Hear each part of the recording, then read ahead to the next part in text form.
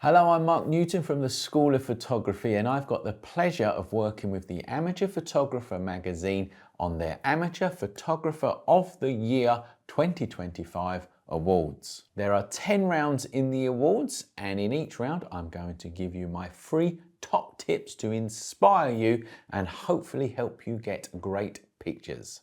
Round 7 is Animal Kingdom, and all of my tips here come from the great Andy Rouse, who is a brilliant wildlife photographer and the tutor of our wildlife photography course. Tip 1, Fieldcraft. Do not underestimate how important this is to get good wildlife photos.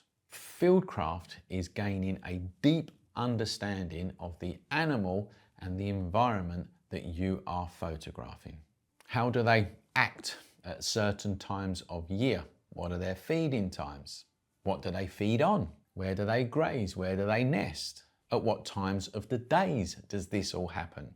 What weather are you more likely to see them in, etc. That is all Fieldcraft. So don't expect to just grab a camera, grab a lens, go to your local forest, your local park, etc. and get great pictures of wildlife. Do some planning and research first. Where are they going to be at a certain type of day? You know, where are they nesting? Is it best to shoot them at sunrise, sunset, middle of the day? Are you going to need to set up a hide? Can you hide out in a certain bush and wait for the animals to appear? You know, all of these things is research, and it's Fieldcraft, and it's stuff that you are going to need to do to get these brilliant pictures of the animal kingdom. Now, the easiest way to do Fieldcraft is obviously you've got the internet. You can ask that loads of questions, but go to the place where you want to take photographs, sit and watch for hours.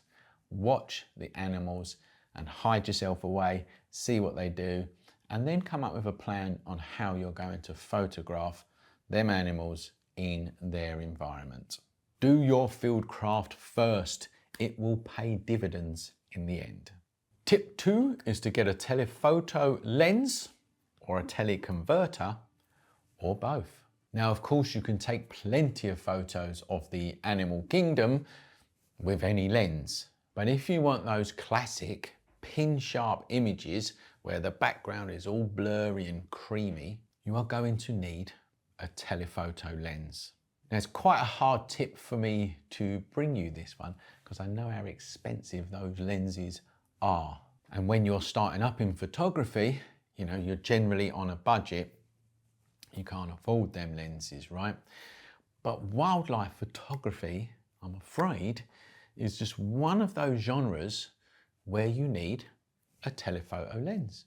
A telephoto lens enables you to zoom in, be far away, get images of the animals without them even knowing that you're there. Now, you can also get a teleconverter as a low-cost option. And what this does is it sits in between your camera body and your lens, and it basically increases the focal length of your lens. A quick internet search, you know, teleconverter for camera brand will bring up the ones that will suit your camera. Common ones are a 2x teleconverter or a 1.4x teleconverter, with the 2x teleconverter effectively doubling your focal length. So if you've got 100mm focal length and you put a 2x teleconverter in between that lens and your camera body, you have now turned that lens into a 200mm focal length lens. But there is a downside to this option. It will cut out light hitting the sensor, and a 2x teleconverter, for instance, will stop 2 stops of light hitting the sensor. Now, effectively what that means is that you're going to need to up the ISO when using a teleconverter, or make sure that you've got lots of light out there to play with. And you can in fact add a teleconverter to a telephoto lens, which will give you a super wildlife lens, and it's actually quite common for wildlife photographers to mix them two together. Now, if you want to learn wildlife photography in depth, don't forget we've got a full-blown, brilliant course over at the School of Photography. My next tip is practice makes perfect. That might seem like an absolutely simple and obvious tip, right? But I am telling you now that, in my opinion, wildlife photography is the hardest genre to get right, okay? Obviously, we can all go out there and take pictures of wildlife, but to get it good and to get it like to that professional, brilliant level is really, really hard. And I've worked with some great wildlife and nature photographers over the years. And the one common thing that I see in these photographers is their absolute knowledge and love of animals and nature. And when I see beginners come into the wildlife photography world, you can see that that's what they lack. And we go back to the Fieldcraft thing, okay? I can't stress how important that Fieldcraft is. And then it's practice, you know?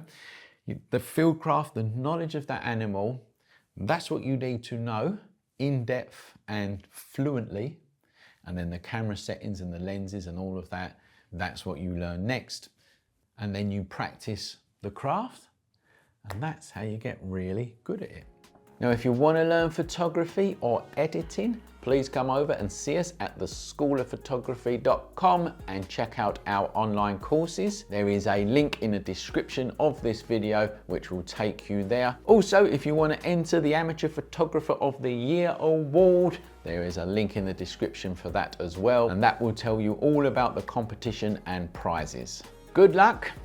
I'm Mark Newton, and remember, if you want to learn photography properly, come over and see us at theschoolofphotography.com.